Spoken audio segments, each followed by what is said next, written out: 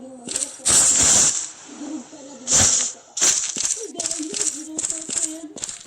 Aba, nakamaro niya ang anak ko. Sulit sa gobyerno.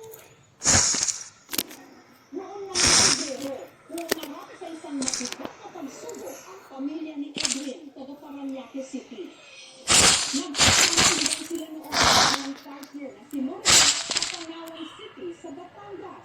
Si Morel, bigla raw tumakas. Sabi niya, nagnanam niyo siya. Mahirapan siya nila. Agad itinakot ng si Morel sa isang private hospital sa Pangawan. Pagdating na sa hospital, wala silang nabigay sa blood pressure. Very cloudy. Yung x-ray. Puro sila sa pneumonia. Ang kinailangan ng sa ICU o intensive care unit mula nilipat siya ni Edwin sa isang private hospital malapit ilang bahay. From Batangas, sinasabi nilang pneumonia. Pagdating dito sa kanya, kaya nagiging na siya. Nagkaroon niya siya dun sa lungs niya. Kaya hindi na makapag-produce ng tamang oxygen. Yun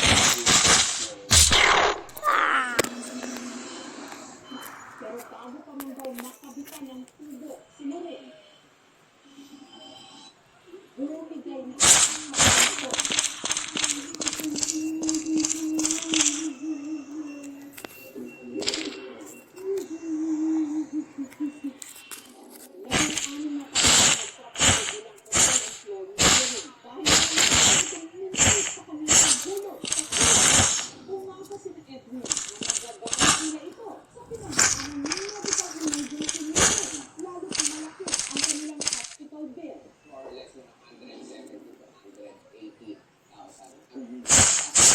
walang isang computer sabi nila hindi lang ng predator or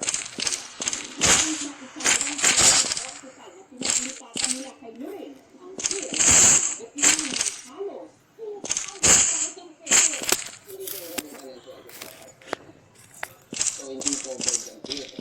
Wala kang pwede apply na benefit kasi sabi nila has to be 24 hours. So anong nag-suffer doon? Yung savings namin 16 years na pinagtrabaho yun.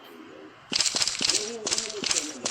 Pinagsalpak siya sa pinakita mo buwan-buwan. Bago yun ang pinagsalpak mo, nakuha mo ng bayaran yun. And then nandun ka sa nilalaman ng buwan. Sabi mo sa'yo.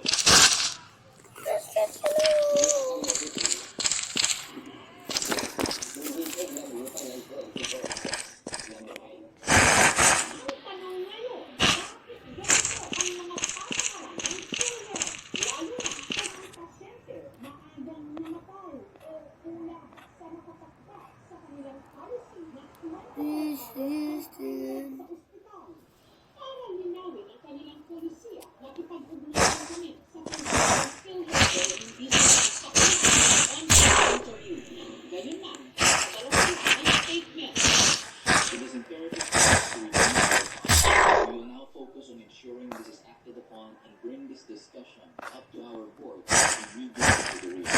Samantala, GMA News o tagapagsalita ng